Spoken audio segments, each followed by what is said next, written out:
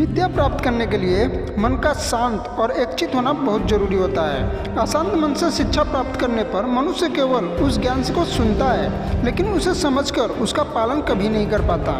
इसलिए शिक्षा प्राप्त करने के लिए छात्रों को अपने क्रोध पर नियंत्रण करना बहुत जरूरी होता है।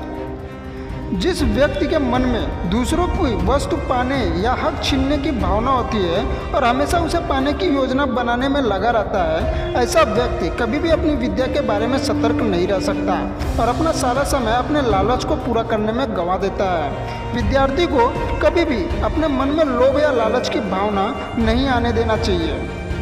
जिस इंसान की जीभ उसके वश में नहीं होती, वह व्यक्ति अन्य बातों को छोड़कर केवल खाने को ही सबसे ज़्यादा अहमियत देता है। कई बार स्वादिष्ट व्यंजनों के चक्कर में वह अपनी सेहत के साथ समझौता कर बैठता है। विद्यार्थी को अपनी जीभ पर नियंत्रण रखना चाहिए ताकि वह अपनी सेहत और अपनी विद्या दोनों का ध्यान रख सके।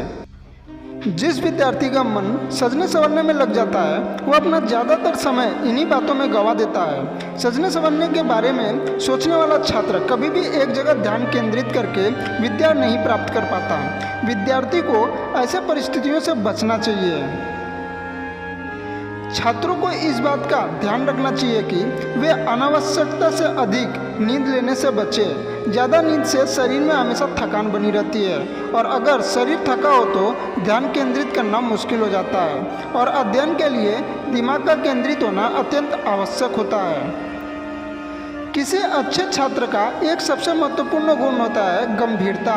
विद्यार्थी को शिक्षा प्राप्त करने और जीवन में सफलता पाने के लिए इस गुणों को अपनाना बहुत जरूरी होता है। चाणक्य नीति के अनुसार जो विद्यार्थी अपना सारा समय हंसी मजाक में व्यर्थ कर देता है, वह कभी भी सफलता प्राप्त नहीं कर पाता।